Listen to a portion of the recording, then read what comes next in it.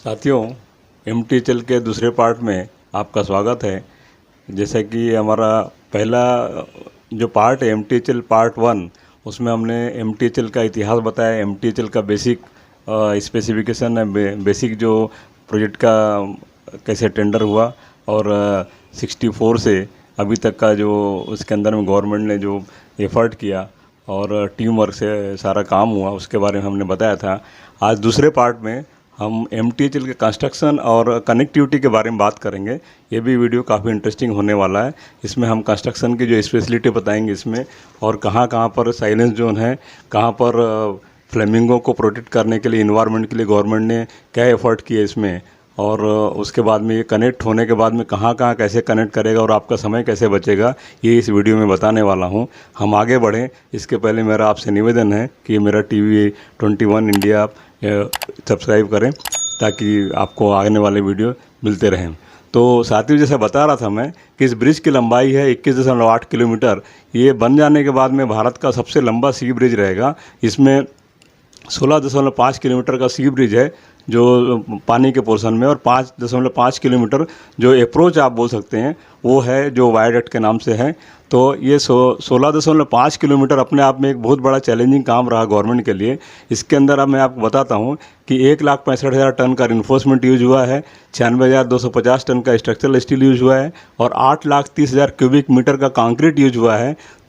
इस ब्रिज के अंदर में स्पेसिफिकली जो बता रहा हूँ आपको, special steel deck bridge tropic girder जो हम लोग बोलते हैं इसमें, इसका हमने यूज़ किया यहाँ पर, क्योंकि आइसोट्रॉपिक गर्डर का जो स्पैन का जो यहाँ पर कॉन्सेप्ट आया इसमें 180 मीटर का करीब जो सबसे बड़ा स्पैन है, और सबसे छोटा स्पैन जो है 110 मीटर का, क्योंकि जो JNPT पोर्ट है यहाँ पर वो काफ़ी नज़दीक लगा हुआ है, और जहाज़ जो है, पानी के जहाज़ या शिप है, जो उनका मूवमेंट बहुत स्मूथली यहाँ से होना चाहिए, उसके लिए ये जो गर्डर का जो स्ट्रक्चर स्टील का जो करीब 4.5 किलोमीटर 4.7 किलोमीटर का सेक्शन है, तो ये इसकी बहुत बड़ी स्पेशलिटी है कि ये सिंगल स्पैन 180 मीटर अपने आप में सबसे बड़ा स्पैन आप बोल सकते हैं, वो जनरल गर्डर से का यूज़ करके बनाया गया है।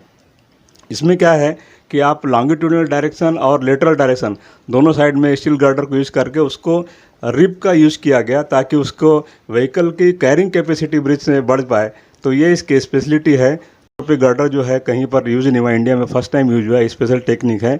और बाकी के जो दूसरे जो सेक्शन बचे 4.7 किलोमीटर के बाद में जो बचे हैं वो normal 60 metre long concrete spans हैं, वो करीब 130 टन्स है एक एक स्पैन का जो वेट है। तो ये बहुत बड़ी स्पेशलिटी इस ब्रिज की। इसके आगे मैं आपको बताऊंगा कि फ्लेमिंगो के लिए क्या स्पेशल एफर्ट किए गए कंस्ट्रक्शन के लिए। उसमें जो व्यूइंग गैलरी है उसके बारे में आपको आज मैं बताऊंगा कि जो टेम्प्रेरी ब्रिज है उसको व्यूइंग गैलरी में कैसे कन्वर्ट करने का सरकार ने प्लान बनाया, ताकि आप वहाँ जो फ्लेमिंगो जो माइग्रेटरी बर्ड है उसको भी देख सकते हैं। साथियों, इस ब्रिज की दूसरी स्पेशलिटी ऐसी है कि करीब 3% ऑफ द ब्रिज स्ट्रक्चर जो है वो ऑन साइट है। उसमें फाउंडेशन में जो कंक्रीट पोरिंग है और बाकी का जो पोर्शन है सब प्री फैब्रिकेटेड है या प्री कास्ट है। तो ये करके फिर लॉन्च किया गया। तो ये पूरा का पूरा इसका जो लॉन्चिंग प्रोसेस था उसमें करीब 3 दिन लगते थे।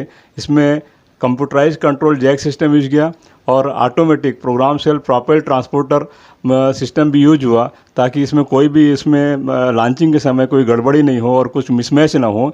और ये इतना प्रिसीजन से लॉन्च किया कि जो बैंड का जो प्रिसीजन 5 मिलीमीटर जो है, आप समझ सकते हैं कि जो टॉलरेंस है 5 मिलीमीटर से ज़्यादा नहीं रहा। तो ये भी इसमें सब बहुत सी टेक्निक जो पहली बार यूज हुई यहाँ पर। और बार्ज जो है यहाँ पर जो यूज़ किया इन्होंने L&T ने जो एमटीएचएल प्रोजेक्ट के लिए, उसको लार्सन एंड टिब्रो ने अपने कुट्टुपल्ली शिपयार्ड में बनाया हुआ था। तो भी एक स्पेशलिटी है कि बहुत से सिस्टम है और बहुत सी टेक्निक जो यहाँ पर फर्स्ट टाइम यूज हुई हैं।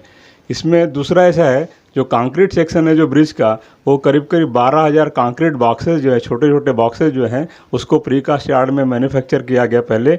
फिर उसको असेंबल करके, फिर ज्वाइंट करके उसको सेगमेंट को 60 मीटर लॉन्ग स्पैन में कन्वर्ट किया गया। फिर उसको कन्वर्ट करने के बाद फिर उसको लॉन्चिंग में मोबाइल गैंट्री क्रेन्स के द्वारा फिर उसको लॉन्च किया गया।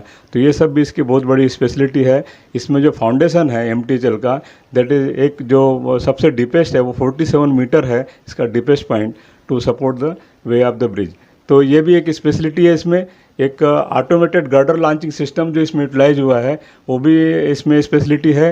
और एक आपको बताऊं, इसमें रिवर्स सर्कुलेटरी ड्रिलिंग जो यूज़ किया है कंस्ट्रक्शन टेक्निक के लिए, कि उसमें बर्ड वगैरह जो माइग्रेटरी बर्ड हैं उसको नॉइज़ से डिस्टर्बेंस नहीं होना चाहिए, तो वो नॉइज़ कंट्रोल करने के लिए वो भी एक सिस्टम यूज हुआ है इसमें।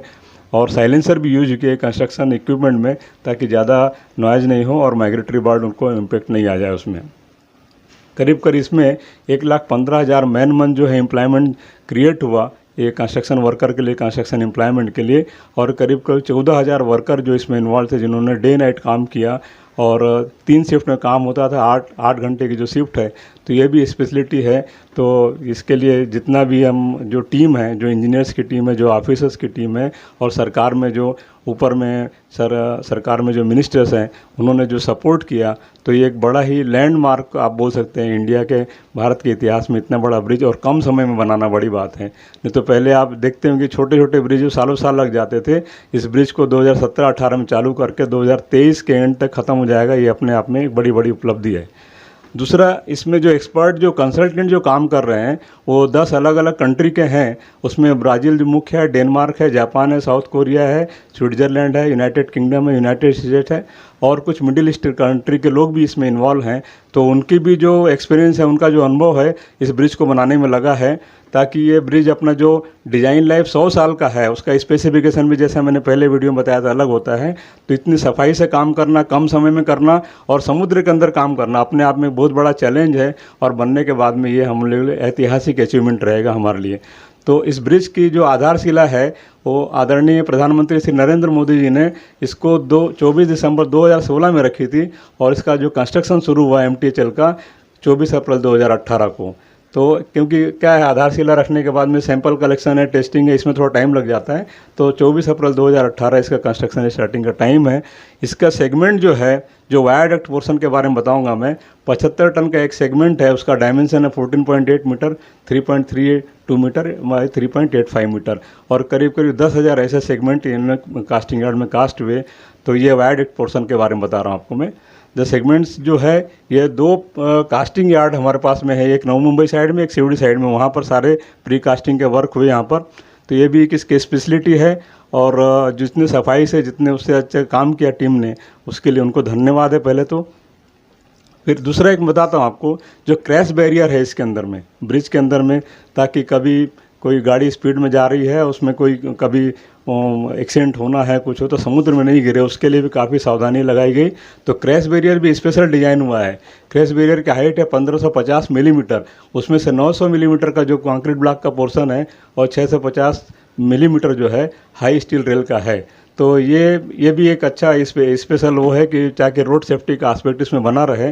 पहले ये प्लान किया गया था कि कंक्रीट का ही 5 करीब 1.5 मीटर के ऊपर जो है ये बनाया जाए, लेकिन उससे जो व्यू ऑब्स्ट्रक्ट होता था, इसलिए ये ऑप्शन रोक दिया गया, और एक जो कॉम्बिनेशन ऑफ जो क्रैश बैरियर बताया मैंने स्टील और कंक्रीट का, उसको फाइनल किया गया। दूसरा, नॉइज एंड जो विजन बैरियर है वो भी इसमें MMRD ने बिठाया हुआ है। जो नॉइस ज़्यादा नहीं होना चाहिए, और विजन भी कहीं उनको आप रोकना है। जैसे BRC का जो पोर्शन है वहाँ पर विजन बैरियर लगाया गया है to block the view of BRC from MTHL। तो ये 6 किलोमीटर का सेक्शन है नॉइज एंड विजन बैरियर के लिए। और नॉइज बैरियर जैसे मैंने बोला कि फ्लेमिंगो एंड माइग्रेटरी जो बर्ड है उनको आवाज़ से डिस्टर्बेंस नहीं हो, इसलिए सिवड़ी साइड में ये भी लगाया गया है इसके अंदर में। और करीब करीब 2 किलोमीटर का जो MTHL का पोर्शन है वो साइलेंट जोन के ऊपर में है, ताकि स्कूल को डिस्टर्बेंस नहीं हो और सेंसिटिव एरिया जो है उसमें भी डिस्टर्बेंस नहीं हो। ये भी एक इसकी बहुत बड़ी खासियत है। तो इसमें दूसरा एक MMRD ने बहुत अच्छा डिसीजन लिया कि ब्रिज को कंस्ट्रक्शन करने के लिए जो टेम्परेरी ब्रिज बनाया गया था, करीब करीब 5.6 किलोमीटर आप बोल सकते हैं, 5.5 किलोमीटर। तो ये टेम्परेरी ब्रिज को कंस्ट्रक्शन होने के बाद डिमॉलिश होना था, लेकिन MMRD ने और गवर्नमेंट ऑफ महाराष्ट्र ने डिसाइड किया कि डिमॉलिश करने के बजाय इसको वैसे ही रहने देंगे, और जो वहाँ पर बर्ड वाचिंग पॉइंट के रूप में इसको यूज़ करेंगे, ताकि कभी टूरिस्ट हैं जिनको जाना है, देखना है, तो ये भी एक अच्छा व्यू प्रदान करेगा। तो दोस्तों, ये कंस्ट्रक्शन का पार्ट जो है, जो ब्रीफ में मैंने बताया, तो ये आपके लिए मेरा लगता है कि उपयोगी होगा, और मेरे वीडियो में बने रहिए।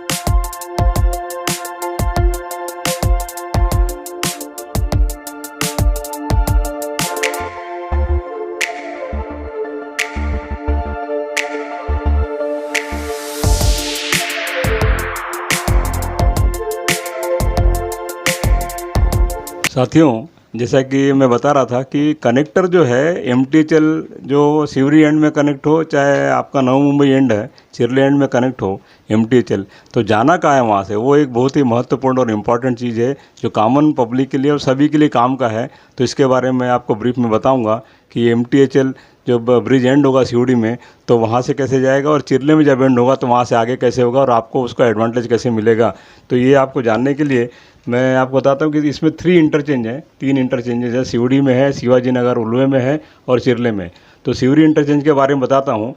करीब MMRDA जो ये अलग से 1.5 किलोमीटर लॉन्ग जो क्लोवर लेफ इंटरचेंज है 27 एकड़ प्लाट के ऊपर में कंस्ट्रक्ट कर रहा है, जो मुंबई पोर्ट ट्रस्ट का जो जगह है उसको लीज में लिया हुआ है, और ये सीओडी रेलवे स्टेशन जो ईस्ट साइड में है वहाँ पर बनेगा। ये लूप जो है ये 2 लेन का लूप है जो MTHL से निकलेगा और आगे जाके ईस्टर्न फ्रीवे को कनेक्ट करेगा, और एट ग्रेड में मेसांट रोड है और propose Sewri Worli elevated road, क्योंकि करीब करीब 1000 करोड़ का अलग से प्रोजेक्ट है, इसको कनेक्ट करेगा। ये एलिवेटेड रोड रहेगा जो ऑनवर्ड कनेक्टिविटी देगा कोस्टल रोड वर्ली सी फेस में, रफ़ी अहमद किदवई मार्ग में और आचार्य धोंडे मार्ग में। तो सिवरी वर्ली कनेक्टर के बारे में थोड़ा आप जानेंगे तो आपको इसका थोड़ा सा अंदाज़ा मिलेगा, और आगे जो उस एरिया में रहते हैं वर्ली में या जहाँ जहाँ वो कनेक्ट होगा उनको भी वो समझेंगे कि MTHL का एडवांटेज उनके लिए कितना है और एक कनेक्टर बनने के बाद उन्हें क्या फ़ायदा मिलेगा। तो सिवरी वर्ली कनेक्टर जो है इसको अपन बोलते हैं SWEC, Sewri Worli elevated corridor. ये करीब बांद्रा वर्ली सीलिंग को कनेक्ट करेगा मुंबई ट्रांसहार्बर लिंक से, और करीब करीब ये जो है 4 लेन का 17 मीटर वाइड जो है 4.5 kilometre long 4.512 kilometre long cable stayed bridge है। तो ये इसकी हाइट करीब 27 मीटर है। ये एक बहुत ही इंपॉर्टेंट कनेक्टर है, और ये आगे चल के MTHL को जो पहुंचना है तो अपने को स्मूथ ट्रैफिक बिना ट्रैफिक जाम के जाना, तो इसलिए एलिवेटेड कॉरिडोर है। ये करीब 2024 में भी बन जाएगा। तो MTHL के साथ इसका भी एडवांटेज आपको मिलेगा उसमें, क्योंकि MTHL खाली अगर बन गया और वहाँ पर आप पहुँच नहीं पाए स्पीड से, अगर वर्ली से आ रहे हैं तो MTHL बनने का आपको एडवांटेज नहीं मिलेगा। तो इसलिए सारे एलिवेटेड कॉरिडोर हैं ताकि आप कम से कम समय में MTHL में पहुँच सकें। तो ये सिवरी ईस्ट में स्टार्ट होगा सिवरी वर्ली कनेक्टर, और ये ईस्टर्न फ्रीवे को क्रॉस करेगा, हार्बर लाइन क्रॉस करेगा, रफ़ी अहमद किदवई मार्ग क्रॉस करेगा, आचार्य धोंडे मार्ग और existing flyover at Ambedkar road, Elphinstone bridge in Parel, और फ्लाईओवर और सेनापति बापट मार्ग में, और कामगार नगर और डॉक्टर एनी बेसेंट रोड, और टर्मिनेट हो जाएगा ये नारायण हरदीकर मार्ग वर्ली में।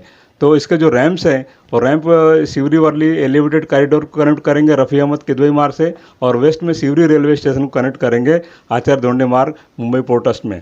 तो ये स्पेशल जो कनेक्टर है करीब 1000 करोड़ की लागत से बनेगा। तो ये सारे के सारे स्मूथ कनेक्टिविटी MTHL से देगा वर्ली साइड से, और जो जगह मैंने आपको बताया। दूसरा इंटरचेंज है शिवाजी नगर जो है, शिवाजी नगर इंटरचेंज कनेक्ट करेगा MTHL को नवी मुंबई इंटरनेशनल एयरपोर्ट से, नवा सेवा पोर्ट से और लोकल रोड से। चिरले इंटरचेंज कनेक्ट करेगा आपको MTHL मुंबई पुणे एक्सप्रेसवे और नवा सेवा पोर्ट से पनवेल से। एक एलिवेटेड कॉरिडोर होगा जो MTHL से मुंबई पुणे एक्सप्रेस तक जाएगा। तो ये आशा है कि ये कनेक्टर जो है आपको एक रफ आइडिया देगा कि आप कैसे कैसे कहाँ से पहुँच सकते हैं। तो मेरा तो ऐसा मानना है कि अगर आप जैसे नरीमन पॉइंट से आ रहे हैं, कोलाबा से आ रहे हैं, तो 15 से 20 मिनट में आप MTHL के पास पहुँच जाएंगे, या वर्ली से आप आ रहे हैं तो वो भी 15-20 मिनट पहुँचेंगे, और उसके बाद में ब्रिज क्रॉस करने में आपको 20 मिनट लगेगा। तो करीब करीब 40-45 मिनट में आप पनवेल के बाहर पहुंच जाएंगे। तो ये सब जो मुंबई साइड से मैं बता रहा हूँ आपको। तो अगर लोनावाला आपको जाना है तो करीब करीब आपका जो आधा घंटा से 1 घंटा का समय बचेगा। अभी जो कन्वेंशनल रूट आप मानखुर्द वासी वाला जो रूट पकड़ के पनवेल से जाते हैं और अभी MTHL जाएंगे तो करीब करीब 1 घंटा आपका बचेगा लोनावाला पुणे अगर जाने के लिए, और या कराड़ है, सतारा है, वहाँ जाने के लिए। तो पूरा का पूरा वेस्टर्न महाराष्ट्र को MTHL प्रोजेक्ट के आने का एडवांटेज मिलेगा। और वैसे ही कोंकण जो बेल्ट है उनका भी समय काफ़ी 1-1.5 घंटा बचेगा MTHL ब्रिज के होने से। और जब तक आप वासी पहुँचते हैं उसके पहले आप पनवेल के बाहर निकल जाएंगे, सारे फ्रीवे एक्सप्रेसवे सारे बनने के बाद में। और मेरा तो ऐसा मानना है कि इससे काफ़ी डेवलपमेंट में और विकास में उन्नति मिलेगी। पूरा का पूरा मुंबई मेट्रोपॉलिटन रीजन डेवलप होगा, और मुंबई साइड भी डेवलप होगा और नवी मुंबई साइड भी होगा। जैसे कि मैंने पहले आपको बताया कि मुंबई साइड में लैंड जो है कम है और लैंड की प्राइस बहुत ज़्यादा है, प्रॉपर्टी की प्राइस बहुत ज़्यादा है। नवी मुंबई साइड में जो इधर लैंड बैंक बहुत बड़ा है, और ये कनेक्टर होने के बाद में जो सस्ते लैंड हैं वो डेवलपमेंट के लिए अवेलेबल होंगे, तो डेवलपमेंट का फ़ायदा दोनों को मिलेगा। तो साथियों, मेरे वीडियो में बने रहने के लिए बहुत बहुत धन्यवाद। अगले वीडियो में फिर मिलेंगे। Thank you.